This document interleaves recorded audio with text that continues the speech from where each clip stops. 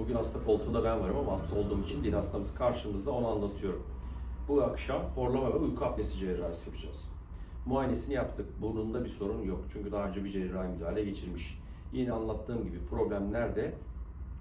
Damak bölgesinde, küçük dil bölgesinde, yumuşak damakta, bademciklerde ve bademciklerin dil köküne kadar uzanan kısmında. Yani dilinin arka tarafında. Bu bizim için biçilmiş kaftan. Maketimizde gözüküyor. Şimdi sizin burnunuzu rahatlatmışlar. Sorun nerede? Burada.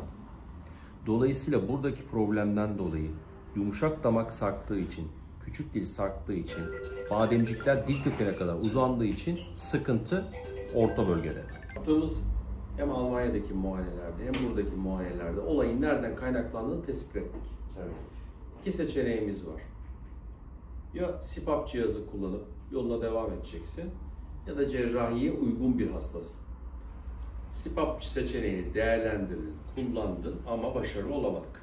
Çünkü cihazla uyumayı beceremediniz ve bununla ilgili ciddi sıkıntılar yaşıyorsunuz. Hastamı göstermek istemiyorum ama fit, genç, yani öyle kilosu olan bir hasta da değil. Çünkü durum sadece kiloyla alakalı da değil.